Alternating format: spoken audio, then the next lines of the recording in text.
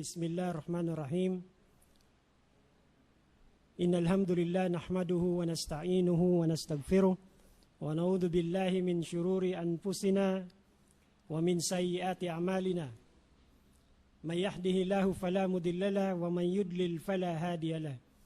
Wa asyhadu an la ilaha illallah wahdahu la syarika lahu wa asyhadu anna Muhammadan abduhu wa rasuluh sallallahu alaihi wa ala alihi wa ashabihi wa man tamassaka bi sunnatihi illa yaumiddin, amma ba'd. Assalamualaikum warahmatullahi wabarakatuh. Alhamdulillah, tunay ng lahat ng papuri ay ukol lamang kay Allah subhanahu wa ta'ala. At alhamdulillah, tayo ay nasa ika-4 na araw ng pagpapasting sa buwan ng Ramadan. Alhamdulillah, napakabilis lumipas ng araw sa buwan na ito. Kaya mga minamahal na mga kapatid sa pananampalatayang Islam, wag nating hahayaan na lumipas ang bawat araw sa buwan na ito na hindi tayo nakakaani ng mga kabutihan at gantimpala sa pinagpalang buwan ng Ramadan. At ang topiko na naka-assign sa akin ay siguro mababasa nyo dyan sa tarpaulin, napakalaki. Day 4, ang Ramadan at ang panalangin. So pag-uusapan natin ngayon, mga ilang minuto lang naman, biidnillahi ta'ala kung kakayanin, ang mga fadail na madalas nating naririnig sa ating mga previous na nag-lecture. At alhamdulillah, ito ay paalala. Una at higit sa lahat sa aking sarili at ganun din sa inyong mga kapatid sa pananampalataya. So alam natin na ang Ramadan ay inubliga sa atin. No? Inubliga sa atin ni Allah subhanahu wa ta'ala para tayo ay magkaroon ng tunay na pagkatakot kay Allah subhanahu wa ta'ala. Ang buwan na ito ay napakamabiyaya, napakamapagpala. Batay sa hadith na inulat sa atin ni Abu Hurairah radhiyallahu an, na kung saan kanyang sinabi, "Qad ja'akum Ramadan syahrun mubarak, aftaradallahu alaikum siyamahu, tuftahu fihi abwabul jannah, wa tuglaku fihi abwabul jahim, wa tugallu fihi asyayatin, fihi laylatun khairun min alfi syahrin. Man hurima khairaha kad hurim." Sa pinakamalapit na salin, sinabi ng Propeta Muhammad sallallahu alaihi wasallam, ang Ramadan ay dumating sa inyo, buwan na mapagpala or mabiyaya, na kung saan ang dakilang Allah subhanahu wa ta'ala inubliga sa inyo ang pag-aayuno. Sa buwan na ito, ang mga pintuan ng paraiso ay nakabukas o binuksan. Subhanallah. At ang mga pintuan ng impyerno ay nakasarado o sinarhan. At ang mga satanas o mga demonyo ay nakakadena. Dito ay mayroong isang gabi na ang katumbas ay mas mainam pa sa 1,000 buwan. Man hurima khairaha kad hurim. At sino man ang pinagkaitan niya ang kanyang sarili mula sa kabutihan sa buwan na ito ng Ramadan ay tunay nga na siya ay pinagbawalan o pinagkaitan. Subhanallah. Huwag nating hayaan na lumipas ang bawat araw na hindi tayo nakakaani ng mga reward. Doble-doble ang mga gantimpala sa mga gawaing pagsamba sa buwan na ito. Subhanallah. Alam natin, madalas nating naririnig ito na ang buwan ng Ramadan, ito ang buwan na kung saan ipinahayag o ibinaba ni Allah subhanahu wa ta'ala ang banal na Quran.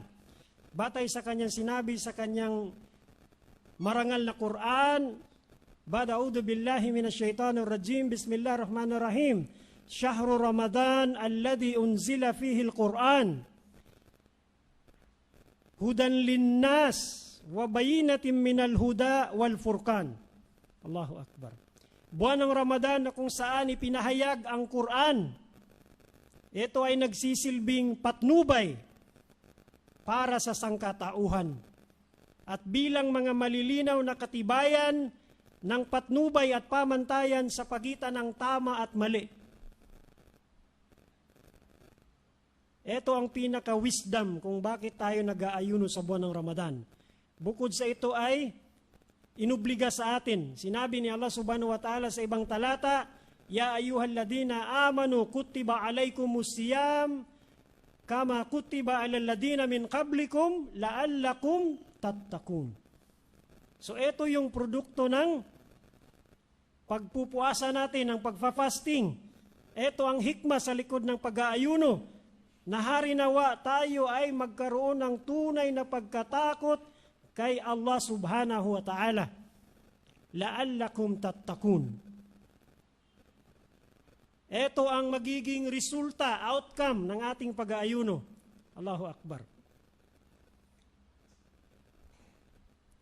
Sa isang hadith na isinalaysay sa atin ni Abu Hurairah radhiyallahu an, na sinabi ng propeta Muhammad sallallahu alaihi wasallam patungkol sa pag-aayuno, Man sama Ramadan imanan wa ihtisaban gufiro lahu ma taqaddama min dhanbi. Sino man ang mag-ayuno sa buwan ng Ramadan nang may paniniwala at mayroong pag-asang siya ay pagpalain, ay patatawarin sa kanya ni Allah subhanahu wa ta'ala ang kanyang mga nagdaang kasalanan. Allahu Akbar. Sino man daw ang mag-ayuno ng merong katiyakan, siya ay naniniwala at umaasa ng gantimpala kay Allah subhanahu wa ta'ala, gufiru lahu ma taqaddama min dhanbihi. Siya ay patatawarin ni Allah subhanahu wa ta'ala yung kanyang mga nagdaang kasalanan. Allahu Akbar. Isa sa mga pinakamainam na gawain sa buwan na ito ng Ramadan ay ang tinatawag na tilawatul Quran, ang pagbabasa ng Quran. Bawat letra na binabasa ng isang mananampalataya, kahit pa hindi siya marunong magbasa ng Arabic, ay mayroong katumbas na 10 hasana sa kada letra na kanyang binibigkas mula sa kitab ni Allah subhanahu wa ta'ala. So imagine, isang letra lang yun, mayroong 10 hasana. So pag binasa mo yung alif, lam at mim, mayroon ka ng automatic na 30 hasana. Allahu Akbar. Saan ka pa makakahanap niyan? Special lang yan sa buwan ng Ramadan. Allahu Akbar. Kaya wag nating hayaan na lumipas ang buwan ng Ramadan na hindi tayo makaharvest, hindi tayo makaipon ng mga kabutihan. Binanggit ng ating butihing sheikh na ang Ramadan ay parang nag-sale ang isang malaking mall na kung saan buy one take 5. Yung iba buy one take 10. No, lahat mag-uunahan. So dapat pag sumikapan natin, mas palaguin pa natin ang ating mga gawaing pagsamba sa buwan ng Ramadan. Kasi yung karugtong ng hadith yung sa pinakadulo, yung manhurima khairaha kadhurim. So kapag kahinayaan natin na lumipas ang buwan ng Ramadan, no, parang pinagkaitan mo yung sarili mo sa mga kabutihan at gantimpala sa buwan na ito ng Ramadan. Allahu Akbar. ang panalangin sa buwan ng Ramadan or ang panalangin ay espesyal. At alam natin na mustajab ang ating mga panalangin dahil tinatanggap ni Allah subhanahu wa ta'ala ang panalangin ng taong nag-aayuno. Kaya wag nating hayaan, wag nating sayangin ang bawat oras. May mga oras na kung saan mainam na tayo ay magdua. Alam natin yun. Huwag nating sayangin kaysa masayang yung oras natin sa kaka-scroll ng mga tabiya. Wala tayong tinutukoy na specific na ano. Pero ang sa atin na ipaalala, no? Ito ay reminder, una-una sa aking sarili at ganun din sa inyo. Kaysa mag-scroll ka lang dyan, ba't di mo basahin ang Quran? Subhanallah. Ang ating dua ay tinatanggap ni Allah subhanahu wa ta'ala.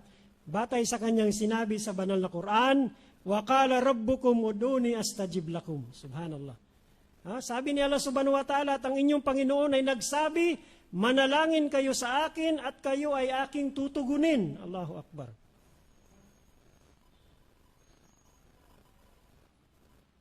Dumalangin tayo kay Allah subhanahu wa ta'ala or tumawag tayo kay Allah subhanahu wa ta'ala, anuman ang ating kahilingan, ay hinding-hindi ito hahayaan ni Allah subhanahu wa ta'ala na masayang ang ating mga panalangin. Lalong-lalo na sa atin na mga nag-aayuno. Subhanallah. Mayroong 3 panalangin na hindi tinatanggihan ni Allah subhanahu wa ta'ala. At kabilang doon ang taong nag-aayuno. Una, yung pinunong matuwid. Al-imamong adil. At yung taong nag-aayuno hanggang sa siya ay mag-iftar. Pangalawa. Pangatlo, yung panalangin o yaong panalangin ng taong inaapi. Allahu Akbar. Walang harang yun. Direktang dinidinig ni Allah subhanahu wa ta'ala.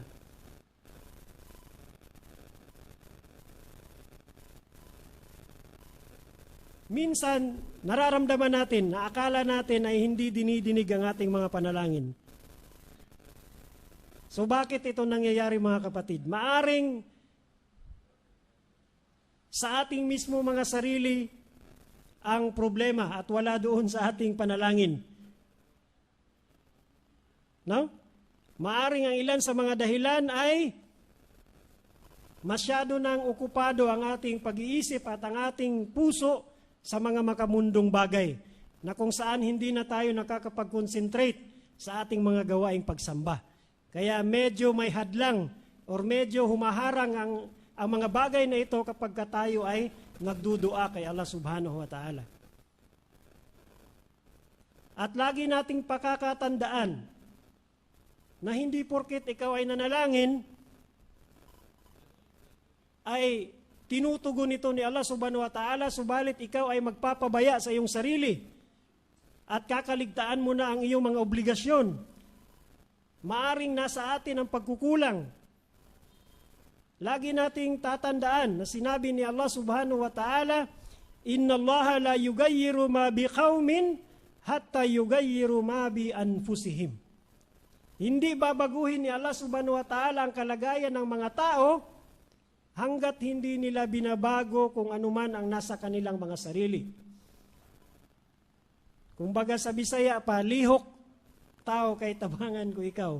Madalas ko itong naririnig sa aking mga kapitbahay. No, kailangan daw nating kumilos at magpursige. No, tayo ang may pangangailangan na lumapit kay Allah subhanahu wa ta'ala at tayo ay humiling sa Kanya ng mga kabutihan. Ito ay naiibigan ni Allah subhanahu wa ta'ala sa Kanyang alipin.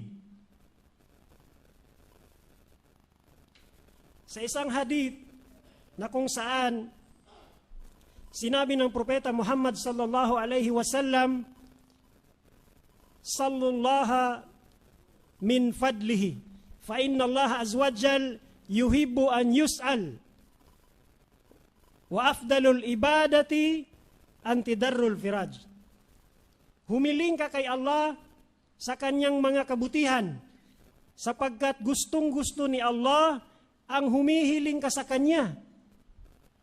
At ang pinaka mabuti or pinaka mainam na pagsamba or ibada ay yaong paghihintay na maayos ang mga obstacle na nakaharang. Habang ikaw ay nagdudua, ang pinakamainam daw, maituturing na pinakamainam na ibada, yung naghihintay ka na ikaw ay dinggin ni Allah subhanahu wa ta'ala. Or yung specific mo na sitwasyon ay magkaroon ng kaluwagan. No, binanggit ng Sheikh kanina na sa pagkakaroon ng takwa, isa sa mga benefits nito ay ang magkakaroon ka ng kaluwagan sa iyong mga suliranin. Wa may yattaqillahi yaj'al lahu makhraja. Allahu Akbar. So takwa pa rin. Nandoon pa rin sa produkto ng ating pag-aayuno na tayo ay maging mga matatakutin, na nawa tayo ay magkaroon ng tunay na pagkatakot kay Allah subhanahu wa ta'ala. At isa ito sa mga sangkap na kung saan ang isang mananampalataya na kapag siya ay nagkaroon ng tunay na pagkatakot kay Allah subhanahu wa ta'ala, nagiging magaan sa kanya ang mga suliranin at nagiging magaan sa kanya ang mga gawaing pagsamba. Walang kahirap-hirap na bumangon para magsahur, subhanallah, kapag ka ikaw ay talagang damang-dama mo ang mga gawaing ibada na para lamang kay Allah subhanahu wa ta'ala.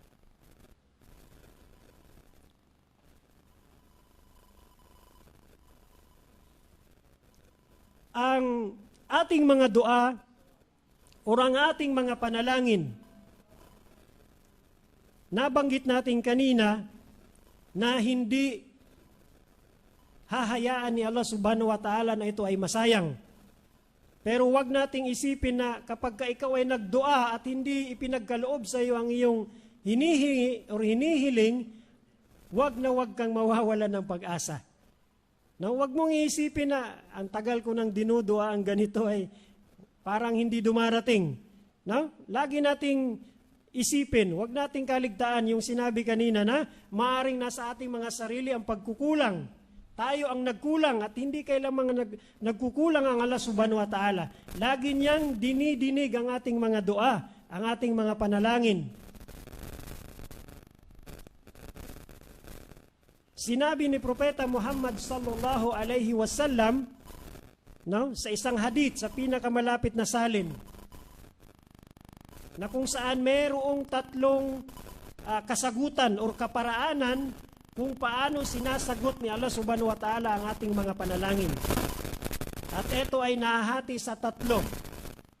Sinabi ng mahal na sugo ng Propeta Muhammad sallallahu alaihi wasallam, walang Muslim na nagdudua o nananalangin na hindi nagdudulot ng kasalanan o nananalangin na maputol ang anumang ugnayang pangkakamag-anakan maliban na ipagkakaloob sa kanya ni Allah ang kanyang mga hinihiling sa tatlong kaparaanan. Una, tutuparin ni Allah subhanahu wa ta'ala ang iyong dua, ibibigay niya sa iyo.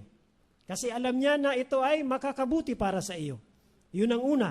Pangalawa, kung hindi man niya ipagkakaloob sa iyo ito ay nakareserba sa kabilang buhay. O nakareserve. Yung pangatlo, ilalayo ka ni Allah sa isang kapahamakan. Allahu Akbar. So imagine, yung tatlong paraan ng pagsagot ni Allah subhanahu wa ta'ala ng panalangin, una, ipagkakaloob niya sa iyo kasi alam niya na ito ay makakabuti para sa iyo. Pangalawa, kung hindi mo man matanggap dito sa dunya, ay asahan mong ipagkakaloob sa iyo ni Allah subhanahu wa ta'ala, ito ay nakareserve sa kabilang buhay. Allahu Akbar. Pangatlo, wala dun sa dalawa. Hindi niya ipinagkaloob, pero iniwas ka ni Allah sa isang kapahamakan. Allahu Akbar. So ang tatlong ito ay kainaman at pabor pa rin sa ating mga mananampalataya. Kaya mga kapatid, paalala una sa aking sarili at ganun din sa inyo mga mahal kong kapatid sa pananampalataya na huwag nating hayaan na lumipas ang buwan ng Ramadan na hindi tayo makakaani ng mga kabutihan. At nawa ay nakapulot tayo ng kunting aral sa maikling muhadara na ito. Hanggang dito na lang, wa akhiru dawana anil hamdulillahi rabbil alamin. Assalamu alaikum warahmatullahi wabarakatuh.